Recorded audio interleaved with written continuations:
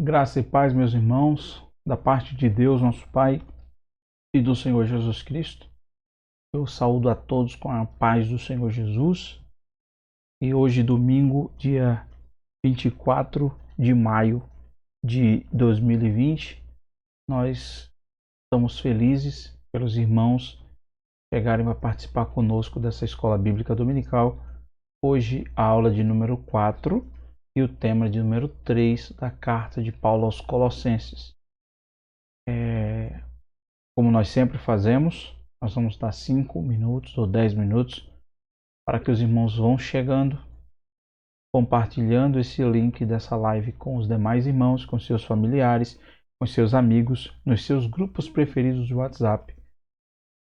E também não deixando de lembrar que se você está chegando agora, não deixe de dar o joinha, se você já curtiu. Não deixe de dar o gostei, para que o YouTube entenda que esse conteúdo é relevante. E não deixe de se inscrever em nosso canal se você ainda não se inscreveu. E no mais, pedir que você compartilhe essa live mais uma vez com as pessoas que você gostaria que participasse desse estudo bíblico.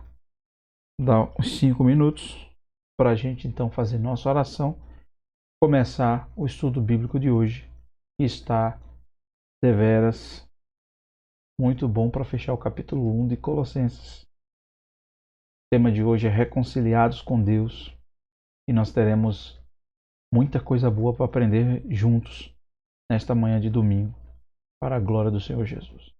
Vamos dar esse tempo para que os irmãos possam chegar. Eu já vou preparando aqui a tela com os slides. Já vou deixar tudo pronto para que possamos daqui já colocar em ponto para os irmãos. Louvado seja o nome de Jesus. Peço que os irmãos abram suas Bíblias na carta de Paulo aos Colossenses, capítulo de número 1. Nós vamos ler do versículo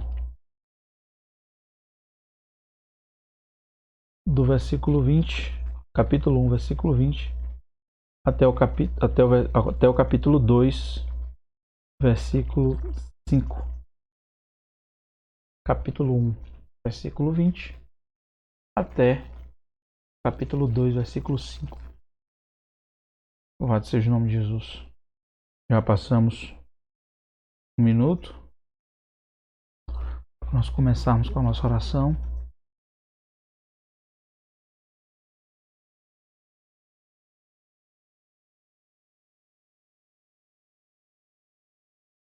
Louvado seja o nome de Jesus.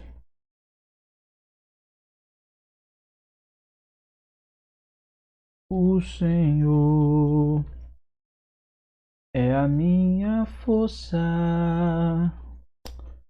Ele faz os meus pés como da corça. O Senhor é soberano, Ele faz... eu já esqueci. Eu sei que o refrão é mais ou menos assim. Ele me faz andar em lugares... eu esqueci. Não adianta. Louvado seja o nome de Jesus. Tudo que Jesus conquistou na cruz é direito nosso, é nossa herança. Todas as bênçãos de Deus para nós, tomamos posse, é nossa herança. Toda vida, todo poder, tudo que Deus tem para dar, abrimos nossas vidas para receber. Nada mais nos resistirá, maior é o que está em nós do que o que está no mundo. Maior é o que está em nós do que o que está no mundo. Cante comigo assim, tudo que Jesus conquistou. Tudo que Jesus conquistou na cruz é direito nosso, é nossa herança. Todas as bênçãos de Deus para nós, tomamos posse, é nossa herança. Toda a vida, todo o poder, tudo que Deus tem para dar, abrimos nossas vidas para receber. Nada mais nos resistirá. Maior é o que está em nós do que o que está no mundo. Maior é o que está em nós do que o que está no mundo. Oremos ao Senhor nesse momento em nome de Jesus. Bendito e eterno Deus, nós te louvamos, Deus, porque o Senhor é o nosso Deus, porque o Senhor é o Deus do universo, o Deus que teve a capacidade de executar um plano onde teu filho pudesse morrer para que eu pudesse viver. Obrigado, Deus, porque nós não temos como retribuir e não tínhamos como pagar esse preço. Obrigado porque tu pagaste em nosso lugar. Obrigado porque o Senhor Jesus pagou em meu lugar. Portanto, Deus, eu te dou graças porque o Senhor é o meu Deus, que o Senhor me escolheu, porque hoje eu estou aqui glorificando o teu nome. Obrigado pela noite de sono que tu nos proporcionaste. Obrigado pelos livramentos que tu nos deste, mesmo enquanto ainda dormíamos, e nem sequer imaginávamos o que estava acontecendo no reino celestial. Obrigado porque mesmo enquanto dormíamos, o Senhor nos protegia e segurava e dava segurança aos nossos lares. Obrigado também, Deus, pelo privilégio de abrir os nossos olhos nessa manhã e contemplar a beleza desse dia que o Senhor preparou para nós. Obrigado pelo fôlego de vida que o Senhor nos dá. Obrigado por estarmos respirando e vivendo e podendo, ó Deus, em nome de Jesus, ter a oportunidade de glorificar o teu nome neste dia.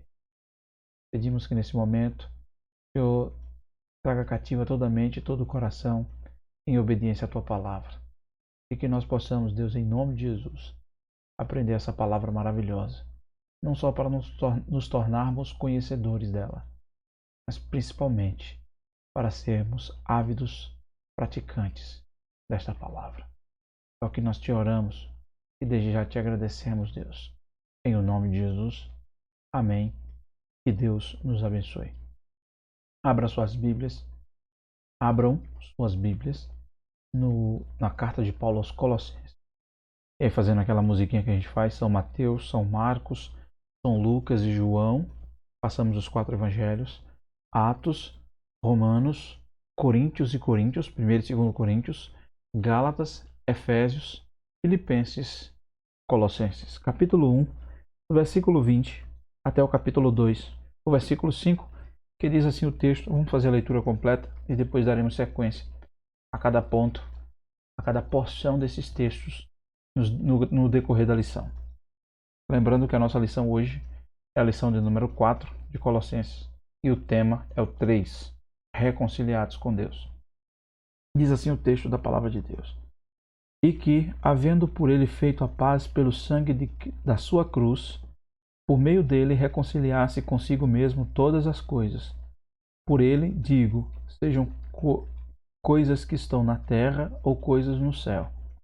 E vós, que noutro tempo éreis alienados e inimigos em vossa mente, pelas vossas obras más, agora, contudo, vos reconciliou no corpo da sua carne pela morte, para vos apresentar santos e irrepreensíveis e inculpáveis diante de seus olhos.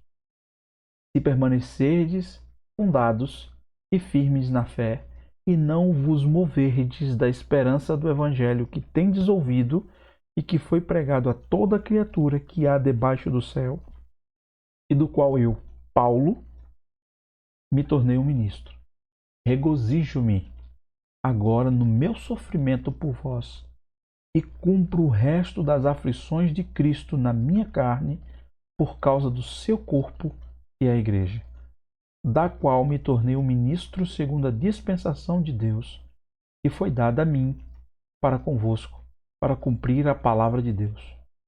O mistério que esteve oculto desde todos os séculos e em todas as gerações, e que agora foi manifesto aos seus santos, os quais Deus quis fazer conhecer quais são as riquezas da glória deste mistério entre os gentios, que é Cristo em vós, a esperança da glória, o qual pregamos, advertindo a todo homem e ensinando a todo homem toda a sabedoria, para que apresentemos todo o homem perfeito em Cristo Jesus. E para isto também trabalho, combatendo segundo a sua eficácia, que opera em mim poderosamente, porque quero que saibais quão grande luta tenho por vós, e pelos que estão em Laodiceia, e por quantos não viram o meu rosto em carne, para que os seus corações sejam consolados e estejam unidos em amor e enriquecidos da plena certeza de entendimento, para a confirmação do mistério de Deus e do Pai e de Cristo, em quem estão escondidos todos os tesouros da sabedoria e do conhecimento. E isto eu digo para que ninguém vos engane com palavras persuasivas, porque ainda que esteja ausente quanto ao corpo, ainda estou convosco em espírito, regozijando-me e vendo a vossa ordem e firmeza da vossa fé em Cristo Jesus. Que o Senhor Jesus continue falando aos nossos corações e vocês vão entender todo esse texto lido de forma devocional à medida que nós formos avançando nas partes deste estudo de hoje.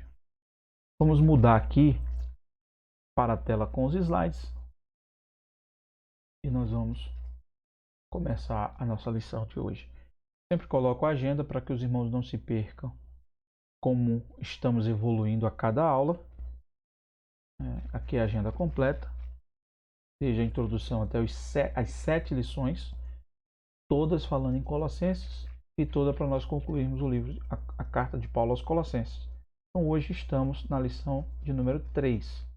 Eu digo que estamos na aula 4, porque a primeira foi a introdução, mas estamos na terceira parte da carta, da exposição da carta para os irmãos. Então o tema da lição de hoje é reconciliados com Deus, e já está no texto que nós acabamos de ler, Colossenses capítulo 1, do versículo 20 até o capítulo 2, versículo 5. Que tal o tema da lição de hoje? Reconciliados com Deus. E aí você percebe na imagem uma mão vindo de cima, conectando com o dedo com a mão que está vindo de baixo. Ou seja, a ação de Deus de reconciliar-se com o homem, e tudo isso só foi possível porque alguém precisou cumprir o ato da justiça de Deus, que era o inocente morrendo no lugar do culpado, para que o sangue do inocente pudesse purificar o culpado.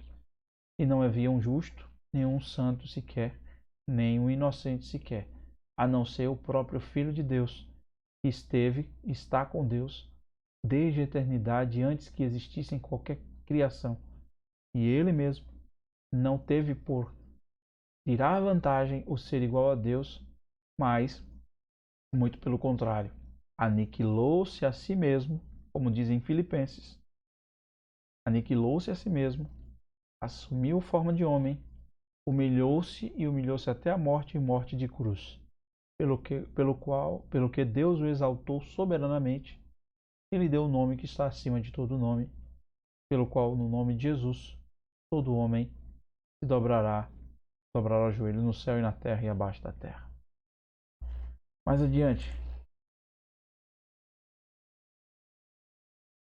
o texto já lemos, E o versículo-chave está no versículo 20, que havendo feito a paz pelo sangue da sua cruz, por meio dele reconciliasse consigo mesmo todas as coisas, quer sobre a terra, quer nos céus. Vamos. Introdução. Há 3 divisões nesse estudo. Vamos dividir o estudo em 3 partes. Na primeira parte, Paulo defende a suficiência de Cristo para reconciliar o homem com Deus, capítulo 1, versículo 20 até o 23. Na segunda parte, está até duplicado aí, apresenta-se como Paulo apresenta-se como ministro do mistério de Deus em Cristo, Colossenses capítulo 1, versículo 24 até o versículo 29. E, em terceiro, Paulo sugere a maneira de ser dos que foram reconciliados com Deus, capítulo 2, do versículo 1 ao versículo 5, e aí nós finalizaremos a aula de hoje. Começando já dizendo que vamos trabalhar com 3 partes, e em cada parte tem as suas subdivisões. Mais adiante. Primeiro ponto, o meio pelo qual foi feita a reconciliação. Conforme o texto que nós já lemos, capítulo 1, do versículo 15 até o versículo 19, que foi na lição passada, Jesus Cristo é o Senhor soberano do universo e da igreja, do qual também é a cabeça. Ou seja, Cristo é soberano Senhor do universo e da igreja, e é o cabeça da igreja, aquele que governa, aquele que comanda e aquele quem determina as ações da igreja, do qual também é a cabeça. Né? No presente texto, Paulo demonstra que por meio dele, ou seja, através de Cristo, Deus reconcilia consigo mesmo todas as coisas. E aí nós conseguimos fazer, versículo 20 até o versículo 23, para os irmãos prestarem atenção, e que havendo feito por meio dele a paz pelo sangue de sua cruz, da sua cruz, por meio dele reconciliasse consigo todas as coisas. Por ele digo, sejam coisas que estão na terra ou coisas no céu. E vós, que noutro tempo éreis alienados e inimigos em vossa mente pelas vossas obras más, agora contudo vos reconciliou no corpo da sua carne pela morte, para vos apresentar santos, irrepreensíveis e inculpáveis diante dos seus olhos, se permanecerdes fundados e firmes na fé, e não vos moverdes da esperança do evangelho que tendes ouvido e que foi pregado a toda a criatura que há debaixo do céu, e do qual eu, Paulo, me tornei um ministro.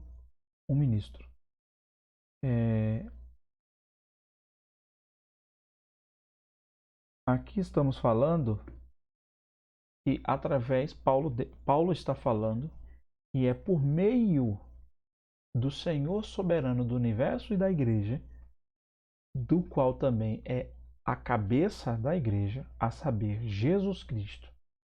É por meio dele, e única e exclusivamente por ele, que Deus reconcilia consigo mesmo todas as coisas. Observe que o texto, no capítulo 1, versículo 20, ele vai falar da morte, sangue da sua cruz, reconciliar-se consigo todas as coisas. Aí ele fala de todas as coisas, sejam coisas que estão na terra ou que estão nos céus. E aí ele coloca tanto as coisas como o homem. E vós, que no outro tempo erais alienados e inimigos em vossa mente pelas vossas obras más, contudo, agora ele vos reconciliou. Cristo, né? Deus, por meio de Cristo, reconcilia mesmo com ele todas as coisas. Quando ele fala coisas, seja toda a criação, né? Reconcilia por meio de Cristo o elo de ligação que tinha sido rompido com a entrada do pecado no mundo. E somente por Cristo Deus reconcilia todas as coisas. Por que eu estou endossando isso? Porque não existe outro meio pelo qual o homem e a criação, natureza, animais, universo, sistemas, solar, lunar, sucessivamente,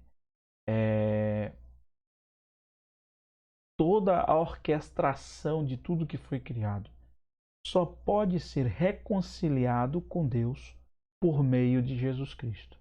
De maneira que é impossível o homem dizer que conversa e que se reconciliou de Deus se não for através de Cristo. É por isso que não há como aceitar que o catolicismo tenha a mesma primazia de ser nossos irmãos na fé.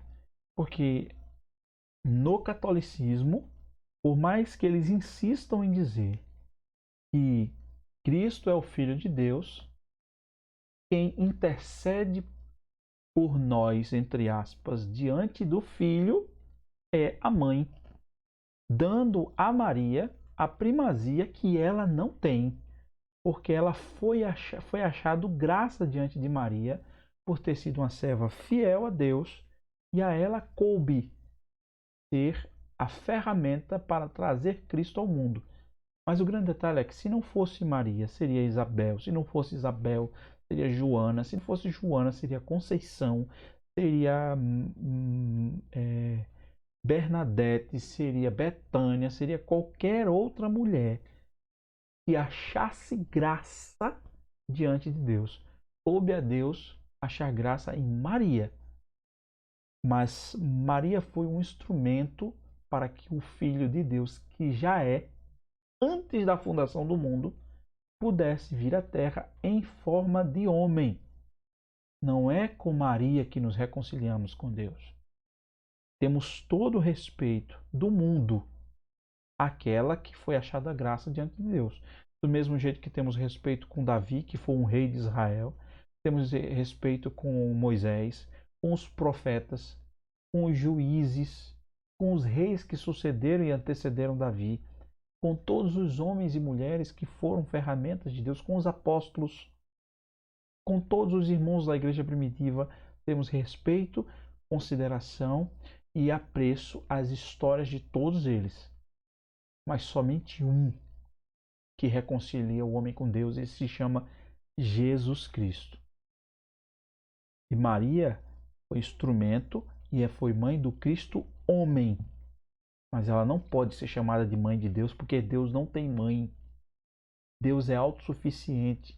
Ele é um ser que é. Ele não foi criado.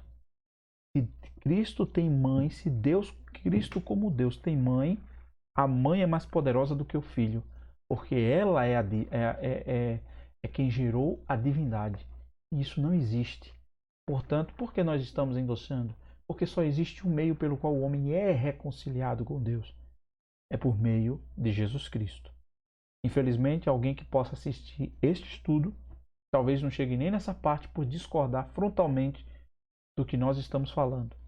Mas o grande detalhe, e nós estamos tranquilos em falar sobre isso, porque nós não estamos falando fruto da nossa imaginação, tampouco da nossa preferência religiosa. Estamos falando o que diz as Escrituras Sagradas com base na exegese e a interpretação do texto bíblico a partir dos originais e da hermenêutica bíblica e a interpretação fiel das Escrituras. Então não estamos aqui falando do que Linaldo acha, mas do que a Bíblia diz.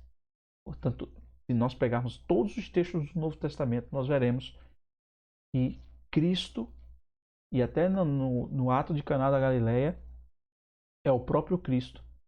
Quando Maria vai chamar ele, ele diz: mulher, que tenho eu contigo? Ainda não é chegada a minha hora. Quando ele está na cruz, que Maria chega com os discípulos e está lá, ele de lá de cima diz: eis aí o teu filho. Com o irmão dele, que é discípulo dele também.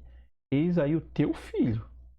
Na cruz ele se apresenta para Maria dizendo que o filho dela é aquele que está do lado dela.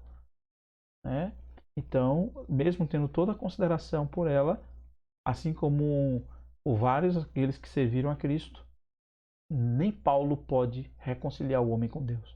Somente Jesus. Somente Jesus e apenas Jesus. Louvado seja o nome do Senhor por isso. O plano da reconciliação. O verbo reconciliar usado nesse texto é a tradução de apokatalasso no grego, cujo significado é completamente ou totalmente reconciliado. Então, quando o texto fala que fomos reconciliados com Deus, significa que nós não fomos parcialmente reconciliados. Nós somos totalmente reconciliados, completamente. Já falamos inúmeras vezes em lições passadas. Quando o homem pecou no Éden, o homem estava tornou completamente inimigo de Deus e desassociado com Deus. Foi expulso do jardim e passou a viver a própria sorte sob a influência do diabo. O ato de Cristo na cruz, o derramamento do seu sangue e a morte de Cristo na cruz, possibilitou ao homem e deu ao homem a chance de ser totalmente reconciliados. De maneira que, quando Cristo passa a entrar na vida deste homem e ele nasce de novo para uma novidade de vida, para ser uma nova criatura, deixando as coisas que ficaram para trás, ele é totalmente inocentado de tudo o que fez para trás e passa a viver uma vida de justiça. Ele é totalmente inocentado, perdoado, justificado, é declarado inocente e a partir daquele momento ele passa a viver em novidade de vida através de uma vida de santidade, completamente reconciliado. É por isso que nós deixamos claro, não existe salvação para ser conquistada, irmão. Ninguém aqui está. E nós vamos no texto, tem alguns irmãos, algumas igrejas e algumas denominações que se apegam às palavras condicionais, como se permanecerdes em mim, se permanecerdes fundados, se permanecerdes na minha presença, como se esse se estivesse condicionando a minha atuação como cristão a permanecer salvo. Quando na verdade, nós vamos mostrar mais para frente, o texto, se você fizer a pergunta contrária ao texto, e o texto responde também a isso, ele demonstra claramente de que aquele que nasceu de Cristo permanece. Então a resposta não é se ele vai permanecer, é demonstrar que todo o contexto faz o caminho contrário. E aquele que permanece é de fato aquele que nasceu de Cristo. Então não existe salvação incompleta, irmão. Não caia nessa de que se Jesus voltar e você estiver usando um brinco, você não vai para o inferno. Se Jesus voltar, você tiver, sei lá, como tanta coisa. Eu não gosto nem de falar muito porque a gente pode entrar em searas em que pode fazer com que nós estejamos estimulando a libertinagem. Não é esse o objetivo. O objetivo é deixar claro, irmão, aos irmãos, que uma vez que fomos reconciliados com Deus, essa obra ela é completa. Não existe parcialidade, até porque foi Deus quem fez. E tudo que Deus faz é perfeito. Tudo que Deus faz é perfeito e é completo. É maravilhoso. Então, quando o homem é reconciliado por Deus em Cristo, ele é totalmente reconciliado. Mais adiante. O meio usado para a reconciliação. Duas frases resumem o meio específico pelo qual Cristo efetuou a reconciliação. Ele fez a paz. Que paz é essa? Deus e homem. O homem pecou e o homem passou a ser o quê? Inimigo de Deus. O homem passou a viver a sua própria sorte. Quanto mais vivia, mais se distanciava de Deus. Ele era inimigo de Deus por quê? Porque seus atos eram atos pecaminosos. E Deus é santo. E a santidade de Deus não compactua com o pecado. E a santidade de Deus não comunga nem compactua com o pecado, quanto mais o homem peca, o homem está se distanciando e agindo como inimigo de Deus. Porque o pecado do homem afronta a santidade e pureza de Deus. Então, quem é que faz a paz entre Deus e o homem? O sangue de Cristo na cruz. Porque o sangue de Cristo é puro e completa o ritual de descarga da ira de Deus, da ira da santidade de Deus sobre o pecado do homem, através de um homem justo que está no meio para fazer essa reconciliação. Aqui está o homem, aqui está Deus. E aqui chega alguém no meio para morrer, para fazer com que esse aqui volte a conversar com este. Então, ele fez a paz entre Deus e o homem através do seu sangue derramado na cruz, versículo 20. E no versículo 22, ele diz que reconciliou no corpo da sua carne mediante a sua morte. A morte de Cristo satisfez a necessidade da santidade de Deus em descarregar a sua ira sobre o pecado da humanidade. Então, o sangue de Cristo fez a paz e a carne, na morte de Cristo, reconciliou o corpo da sua carne mediante a morte. Louvado seja o nome de Jesus. Terceiro, a finalidade da reconciliação. Por que ou para que fomos reconciliados?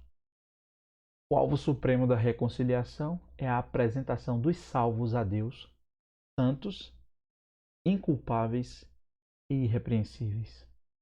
Veja que coisa interessante. Como é que o homem se relaciona com Deus se ele está em pecado? Somente se ele for uma nova criatura. Porque santidade plena só conversa com santidade em crescimento. Ou seja, somente o santo conversa com outro santo. Estamos em processo de santidade. E por Cristo morre, executa a obra de Deus no Calvário para reconciliar o homem com Deus e apresentar este homem que foi lavado e remido pelo sangue desse Cristo. Ele apresenta esse homem a Deus de forma santa, inculpável, ou seja, inocente e irrepreensível, com novidade de vida, uma nova criatura, novo comportamento, nova maneira de pensar, nova maneira de agir. Tudo novo. As coisas velhas já passaram, eis que tudo se fez novo. Santos, separáveis, separados do pecado, separados do mundo, separados para Deus, inculpáveis. A culpa não está mais, nenhuma condenação há para aqueles que estão em Cristo Jesus. Seu pecado foi perdoado. Não adianta as pessoas olharem para você e dizer quem era você que fazia isso, aquilo e aquilo outro, que era deste jeito e que fazia isso e agora está pagando de santo. Não olhe nem escute isso, porque uma vez que você foi salvo, você já é uma nova criatura e as coisas velhas se passaram. Deixa para lá. Quem quiser que fale, vivamos a nossa vida com Deus. Irrepreensíveis. Não admitir mais o jeitinho da velha criatura, nem a vida que a velha criatura tinha. Agora estamos em novidade de vida. Tudo se fez novo, novas atitudes, nova maneira de pensar, novo jeito de falar, nova forma de agir, novo jeito de encarar este mundo, sabendo que nós estamos nos braços do Pai. Ele não é mais só o nosso Deus, o nosso Criador, ele agora é o nosso Pai. E por que somos filhos? Porque fomos reconciliados com Deus em Cristo e recebemos e fomos aceitos como filhos de adoção, pelo qual chamamos Abba Pai. Filhos de adoção. Éramos inimigos, mas o Filho unigênito nos tornou filhos e ele nos adotou como filho legítimo para morar com ele na glória, começando de agora. Você pode glorificar a Deus de onde você estiver neste momento, em nome de Jesus. Quarta evidência. A evidência da reconciliação está no versículo 23.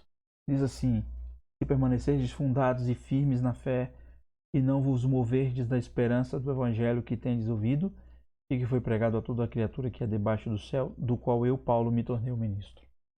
A Bíblia repetidamente ensina que aqueles que foram realmente reconciliados permanecerão na fé. Esse é o detalhe. Quando o Senhor diz: se permanecerdes em mim, as minhas palavras estiverem em vós, pedirei tudo o que quiserem e vos será feito. O texto de João 8,31 vai dizer: se vós permanecerdes na minha palavra, sois verdadeiramente meus discípulos. Faça a pergunta contrária a esse texto. Os meus verdadeiros discípulos são aqueles que permanecem na minha palavra. Se você fizer a pergunta ao texto, você verá que o texto está dizendo, está corroborando com a aliança e com o chamado de Deus ao homem, com a escolha de Deus para com o homem. Não é eu vou ser salvo e eu permanecer na palavra, mas porque eu sou salvo, eu vou permanecer na palavra. Então, se nós fizermos a pergunta contrária do texto, sou verdadeiramente discípulo porque permaneço na palavra, entenderemos esse texto quando diz: se vós permaneceis na minha palavra, sois verdadeiramente meus discípulos. Louvado seja o nome de Jesus. Espero que você tenha entendido. Se não entendeu, pode fazer uma pergunta, pode mandar um comentário e a gente vai tentar tirar essa sua dúvida até aquilo que o Senhor nos dê condições de ensinar. Senão a gente vai buscar com quem sabe mais do que nós para trazer a resposta para os irmãos. Aplicação prática dessa parte: nem todos os que afirmam ser Jesus Cristo Salvador são de fato salvos. Também é outro fato: nem todo aquele que me diz Senhor, Senhor entrará no reino dos céus.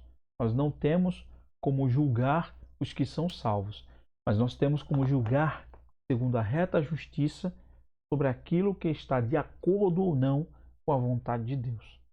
Mas uma coisa é fato, mesmo eu não sabendo, assim como eu não sei aqueles que foram escolhidos e por isso eu tenho que pregar, eu também não sei se aqueles que estão comigo na igreja também são salvos. Eu posso falar por mim em Cristo. Porque se eu não tenho prazer no pecado e a minha vida mudou quando Cristo entrou, então com certeza eu sou salvo em Cristo Jesus mesmo. Ele mesmo, o Senhor Jesus, advertiu a esse respeito em Mateus 7, dos 22 ao 23. Os irmãos leem depois. E uma das marcas do verdadeiro cristão é mencionada por Paulo aqui. Permaneceis na fé, alicerçados e firmes.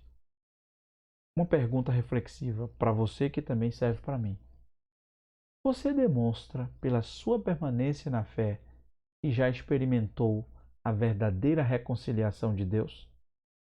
Lembre-se, todo aquele que nasceu de Deus tem vontade de fazer a vontade de Deus e de cultuar individual, diária e coletivamente no reino de Deus.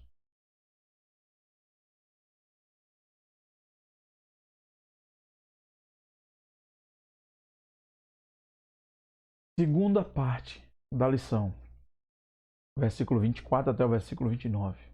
Nos últimos versículos do capítulo 1, Paulo escreve acerca do seu ministério. E aqui a gente vai fazer um alerta sobre liderança cristã também, comparando com o que Paulo está falando. Veja que coisa linda. Em primeiro lugar, as raízes do ministério. O ministério de Paulo, versículos 24 e 25, eu vou ler para os irmãos acompanharem o nosso raciocínio. Regozijo-me agora no meu sofrimento, Paulo dizendo, no meu sofrimento por vós, e cumpro o resto das aflições de Cristo na minha carne, por causa do seu corpo, que é a igreja, do qual me tornei um ministro segundo a dispensação da graça, que foi dada a mim para convosco, para cumprir a palavra de Deus. O ministério de Paulo foi desenvolvido numa atmosfera de sofrimento. Se os irmãos prestarem atenção, a carta de Paulo aos Colossenses foi escrita quando ele estava preso em Roma, guardado por uma guarda absurda de soldados romanos. E mesmo estando preso, Paulo desenvolvia o seu ministério com alegria para o benefício dos santos, mesmo em situação adversa. Mesmo em situação de prisão, o apóstolo Paulo estava feliz porque estava conseguindo desenvolver o evangelho para a alegria dos santos.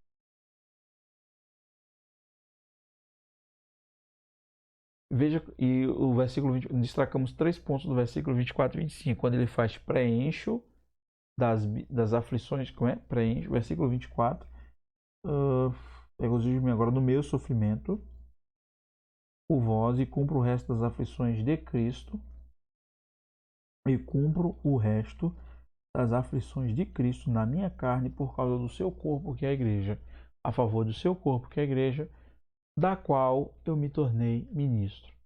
Preencho das aflições de Cristo a favor do seu corpo, que é a igreja, e da qual, da igreja, eu me tornei ministro.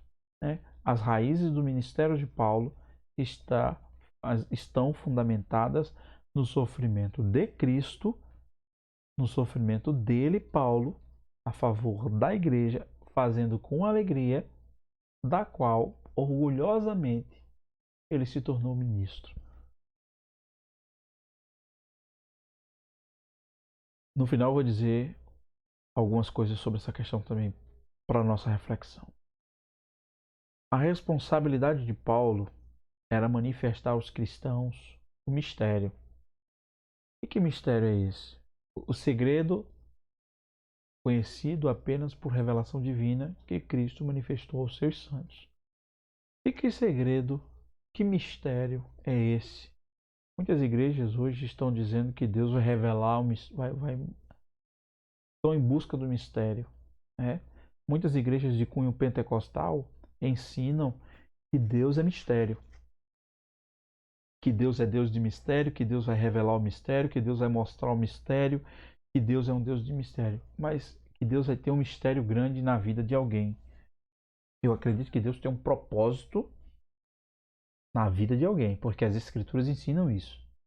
Nós acreditamos que Deus tem propósitos, seja para a salvação ou para a condenação na vida de pessoas, como diz as Escrituras.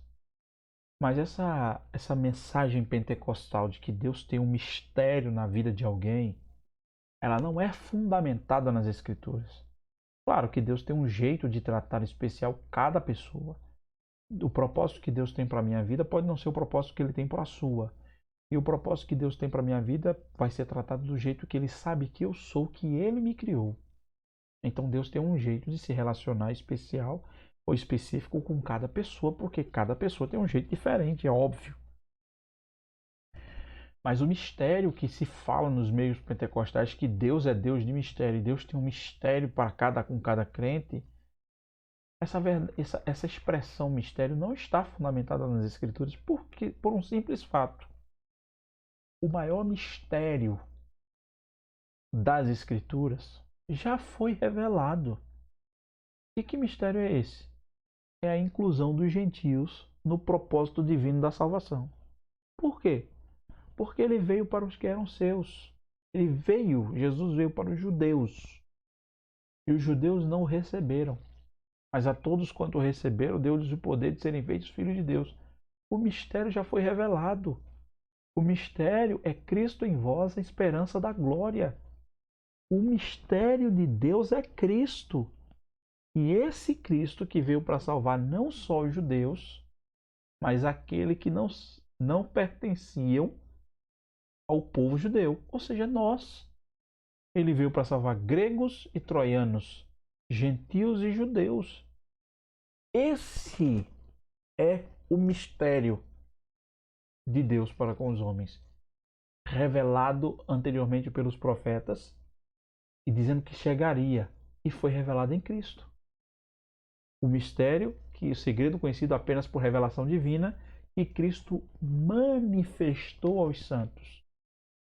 Segredo que estava oculto, mas que agora já foi conhecido. Então não existe, eita, Deus é Deus de mistério. Eita, que mistério. Deus vai revelar o mistério. Eita, que Deus vai mostrar o mistério. Que Deus tem um mistério que vai derramar mistério. Olha o mistério, mistério, mistério, mistério. O mistério já foi revelado, irmão. O mistério é Cristo. É a inclusão da sua vida. Que você não é judeu. Você é judeu? Não é. A sua vida gentil. O mistério é esse. Ei, você que não pertence ao povo de Israel, foi ensinado que somente os judeus seriam salvos. Que somente os judeus receberiam a salvação. Ei, eu quero dizer para você que não é judeu. A mensagem do mistério é essa. Olha para o mistério. Todos os gentios, Jesus é judeu. O povo escolhido por Deus para representar sua glória ao mundo, para ser esse povo sacerdotal, eram judeus. Quando Jesus vem aonde? Em Belém, da Judéia. Desenvolve seu ministério onde? Em Nazaré e na Galileia. É criado em Nazaré e desenvolve seu ministério onde? Na Galileia. A salvação veio para quem? Olhando de fora do mundo, está lá nos judeus. O que é que acontece? O mistério é esse. Você que não é judeu, eu quero dizer para você, não são só eles que serão salvos. Você também. A salvação veio para você também. A salvação veio para mim. Nós, judeus e gentios, seremos salvos. Somos salvos e fomos salvos pelo mesmo Jesus. Este é o único mistério que esteve oculto e já foi manifesto para nós através de Cristo Jesus. Não existe outro mistério. Qualquer outro tipo de mistério é emocionalismo. Ponto. Com a Bíblia, nós não temos como brincar. É emocionalismo. Não existe mistério que não seja Cristo. Então, esse negocinho de Deus é mistério. Deus é incompreensível, porque nós não temos como compreender com nossa mente limitada a mente ilimitada de Deus. O próprio profeta Jeremias já disse que os pensamentos de Deus são mais altos que o nosso pensamento.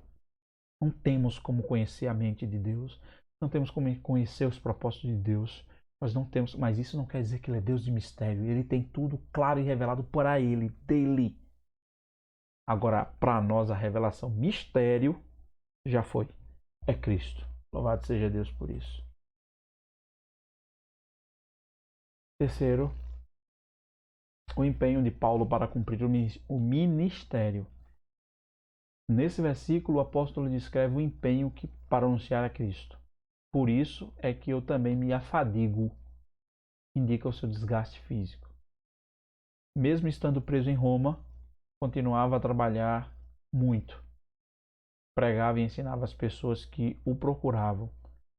Irmãos, eu procurava e escrevia.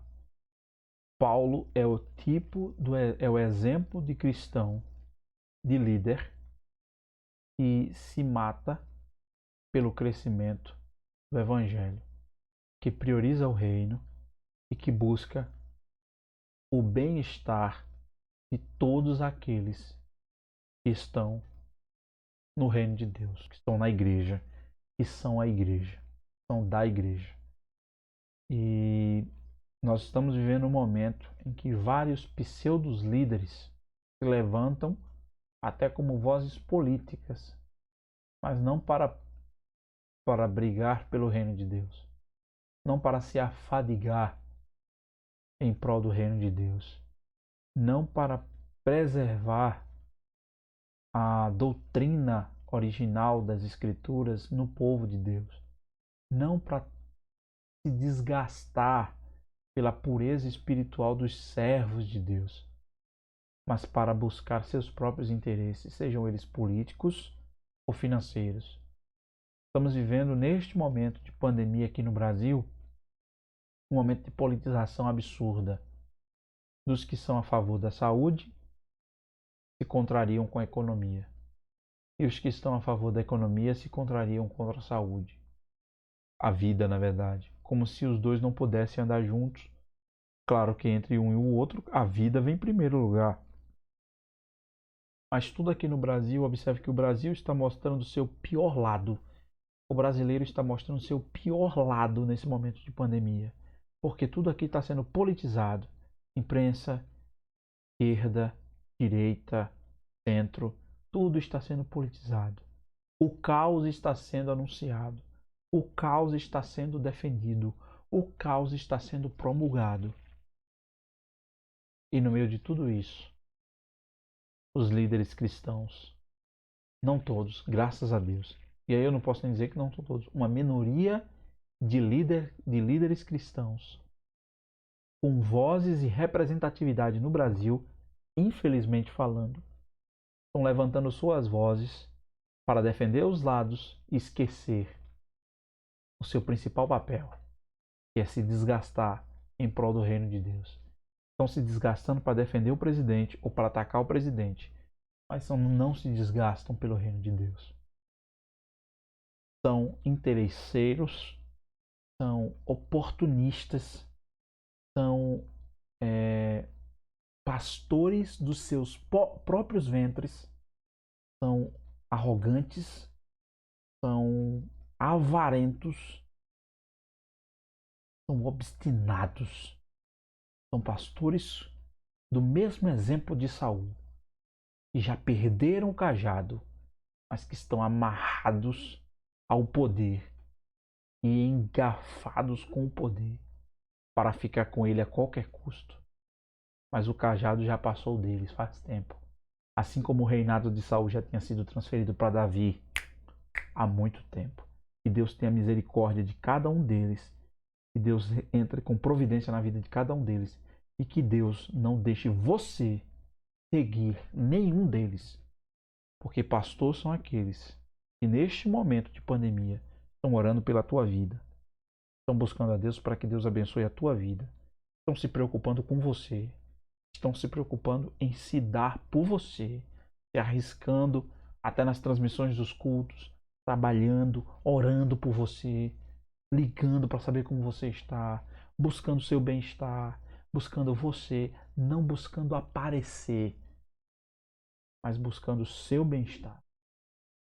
Assim como Paulo fez pela igreja.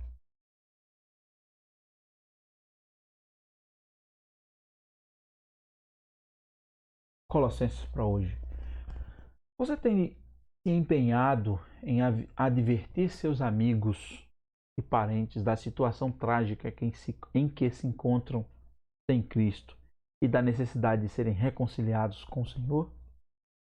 E, uma vez convertidos, você os tem ajudado a serem instruídos na palavra de Deus para que se tornem crentes maduros? Uma boa reflexão para cada um de nós. Terceiro e último ponto, a maneira de ser dos reconciliados. Como é a maneira de ser daqueles que foram reconciliados com Deus? Paulo não enfrentava uma luta apenas pelos colossenses. Ele desgastava-se também, provavelmente, em oração, também pelos laodicenses, aqueles que são de Laodiceias, e por todos os demais que não conhecia pessoalmente. Versículo 1. O objetivo da sua luta era para que os crentes recebessem os seguintes benefícios. Vamos lá. Primeiro benefício. Consolo. Capítulo 2, versículo 2. Para que os seus corações sejam consolados. O obreiro trabalha para que o coração dos cristãos seja consolado. A função do obreiro é trabalhar para que o coração de suas ovelhas seja consolado. Meu irmão, minha irmã, se está angustiado, o fardo de Jesus é leve. Seu jugo é suave. Esse é o trabalho. Trabalhar de forma para que o coração dos cristãos seja consolado. Segundo objetivo do obreiro, lutar pela união dos crentes. Versículo 2. E estejam unidos em amor, vinculados juntamente em amor. Consolo, comunhão. Terceiro, convicção. Terceiro propósito do ministério cristão é levar a convicção. Versículo 2 também, até o 5. E estejam unidos no amor e enriquecidos da plena certeza de entendimento para a confirmação do mistério de Deus, e do Pai e de Cristo, em quem estão escondidos todos os tesouros da sabedoria e do conhecimento. Isto eu digo para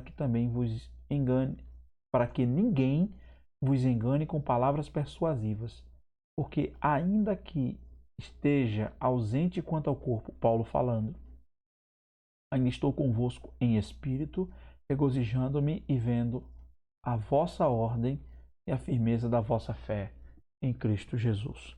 Louvado seja o nome de Jesus. Consolo, a maneira de ser dos reconciliados. Saiba que este momento, por maior que seja a dificuldade, a adversidade, a enfermidade, a falta de dinheiro, a falta de pão, por maior que seja o problema, que o seu coração esteja consolado por saber que você não está sozinho. Cristo está no seu barco. Cristo está no nosso barco. Cristo está conosco. E isso consola o nosso coração. Segundo, a comunhão com os irmãos, permanecer unidos, vinculados em amor. E terceira, a convicção da fé em Cristo, da confirmação do mistério, para que ninguém nos engane acerca da verdade que está arraigada em nós, Cristo em nós, a esperança da glória.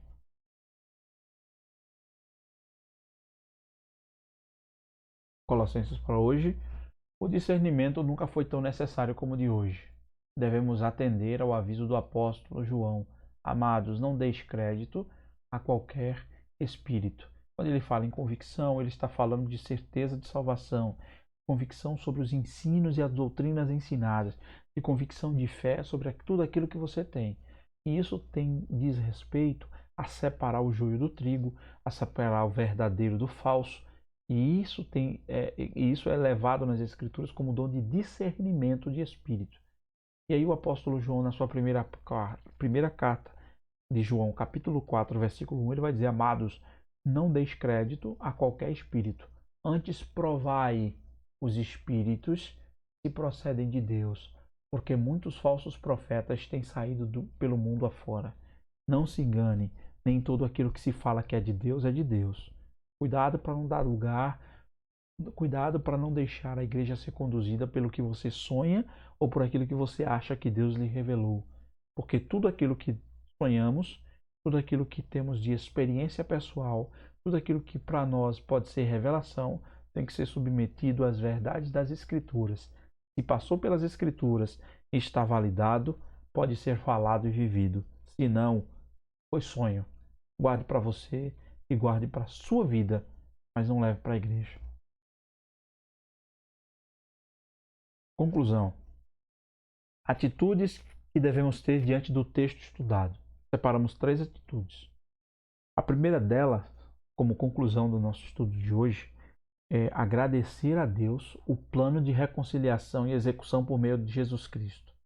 Sem isso, ainda continuaríamos em inimizade para com Ele, ainda estaríamos mortos, ainda estaríamos condenados.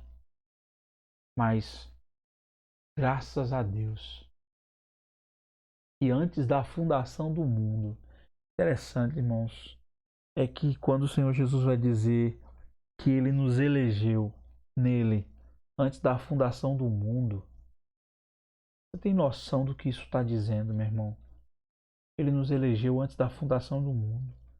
Meu irmão, isso que significa dizer que Deus já tinha o plano antes da fundação do mundo para que, caso o homem pecasse, quando ele tivesse a oportunidade entre escolher obedecer ou desobedecer, o plano de Deus seria executado. E o plano de Deus era que o inocente morreria no lugar do culpado para trazer o culpado de volta para si. Ele tinha o plano antes do mundo ser criado. E nesse plano estava você. E nesse plano estava eu. Então, agradeçamos a Deus todos os dias pelo plano de reconciliação e execução do seu amor através de Cristo Jesus. Segunda atitude é lembrar diante de Deus aqueles que hoje exercem o ministério da reconciliação, desvendando aos homens os mistérios do Evangelho, da reconciliação de todo homem com Deus em Cristo. Pergunta é: você já orou pelo seu pastor hoje? Você já orou pelo seu corpo diaconal hoje? Você já orou pelo seu professor de escola dominical hoje? Orou pelo líder? Orou pelo seu evangelista? Orou por aqueles que trabalham? Pelos irmãos do Departamento de Ação Social e Educação Religiosa? Você já orou por aqueles que estão se desdobrando para que você tenha cultos e assista? Você já orou por aqueles que todos os cultos online se arriscam a ir para a igreja para transmitir o culto para você assistir da comodidade do seu lar. Você já parou para agradecer a Deus por eles? Você já parou para orar por eles hoje? Se não parou, ore. Lembre que isso é uma exposição. E se você está em casa tentando se evitar aglomeração, eles estão indo para levar conteúdo bíblico, para levar oração, para levar culto, para levar a presença de Deus através do culto para a sua vida, na sua casa. Ore por eles. Seu pastor precisa da sua oração. Seu pastor precisa da sua oração para ficar firme também. Ele é homem como eu e como você. Ele é sujeito às mesmas falhas. Que nós possamos lembrar disso. Nossos pastores não são super-heróis. Nossos pastores não são isentos de problemas. Eles também passam por problemas. Eles também passam por apertos. Você já perguntou se ele está precisando de alguma coisa? Nós estamos num período de pandemia que nós muitas vezes nos achamos que nós só estamos precisando. Você já parou para perguntar se seu pastor está precisando de alguma coisa? Já parou para perguntar isso? Seu pastor vive o verdadeiro evangelho e leva você a buscar a presença de Deus. Você precisa lembrar dele sempre. E quando eu falo lembrar, não é lembrar com presentinho não, mas que se quiser dar presente, dê presente também. Mas lembre dele em oração. Lembre dele também apoiando a vida dele, perguntando se ele está bem, se ele está precisando de alguma coisa. Não fique somente no estímulo de só querer receber, não. Porque você muitas vezes vai dizer que ele tem a obrigação de lhe dar. Ele tem o dever. A obrigação por causa do evangelho. Mas observe que você também tem a obrigação de orar por ele. E de zelar a Deus. E de zelar pelo bom nome dele também. Porque a minha vida e a sua vida, vivendo Cristo, também zela pelo ministério dele. Terceiro e último lugar, atitude. Pedir a Deus que todos nós pedir a Deus que ajude a todos nós no discernimento da verdade, que é Cristo, capacitando-nos a distinguir o falso do verdadeiro em todas as questões acerca da nossa fé. Que não sejamos enganados pelos falsos ensinos e pelas falsas doutrinas que chegam através de nós, através das seitas e heresias, de forma clara ou de forma velada, por cristãos ou pseudo-cristãos que ensinam de forma deturpada a palavra de Deus. Como, por exemplo, Deus não está no controle de tudo, porque se ele tivesse, não tinha tanta coisa ruim acontecendo no mundo. Ou a Bíblia contém a palavra de Deus, não é a palavra de Deus. Muito pelo contrário. Que nós possamos entender que a verdade de Deus é Cristo. O mistério de Deus é Cristo, já foi revelado. E não deixemos nos cair por uma teologia carente de profundidade e que vive sempre dando lugar à imaginação e criatividade do homem. Bíblia para estudar, principalmente para aqueles que estão com a responsabilidade de levar conhecimento desta palavra ao coração da igreja. Que nós possamos pedir a Deus que nos ensine e que nos capacite para que tenhamos discernimento da verdade e não caiamos nos falsos ensinos e nos ensinos que muitas vezes são falsos, mas muitas vezes são agradáveis às nossas preferências. Nós não estamos aqui para executar as nossas preferências nem fazer o que nós achamos certo, mas para fazer o que a Bíblia diz que é certo. Amém? Que Deus pois nos abençoe. Hoje a gente passou mais um pouquinho do que domingo passado, mas é bom porque o crédito que a gente teve domingo passado a gente passa agora para os irmãos.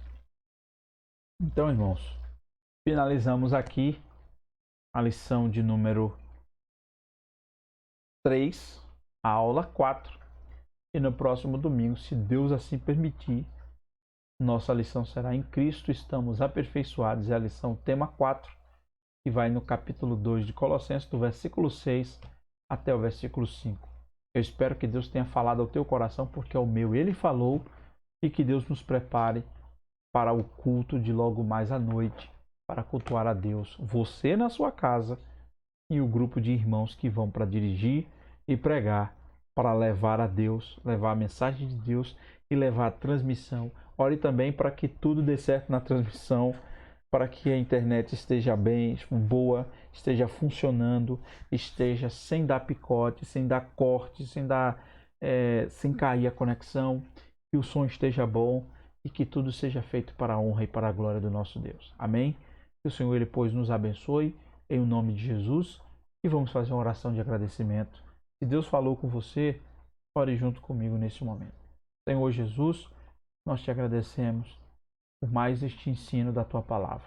Muito obrigado pela capacitação que nos deste de transmitir este estudo para a tua igreja e por todos aqueles que receberão e que acessarão o link dessa transmissão, ó Deus, depois de gravado e depois de assistido ao vivo. Que o Senhor possa falar aos nossos corações e possa trazer o ensinamento desta palavra para a nossa prática diária. Deus, em nome de Jesus, obrigado por tudo. Eu te peço que o Senhor tenha falado ao coração da tua igreja e de todos aqueles que alcançaram essa transmissão. Deus, em nome de Jesus, nos ajuda hoje a ser um crente melhor do que ontem e a viver esse evangelho vivo e verdadeiro, para a honra e para a glória do teu nome, Senhor. Nós te oramos por tudo, em o nome de Jesus. Amém. E que Deus nos abençoe e nos conceda um domingo debaixo da sua graça. Em nome de Jesus, todo o povo de Deus diga amém. Só não diga em paz me deitarei, porque o domingo começou agora, né? Mas logo mais à noite, o pastor deve dizer a mensagem que nós fazemos para nos despedir do culto de logo mais à noite. Que Deus nos abençoe e nos conceda um domingo maravilhoso para a glória do seu nome.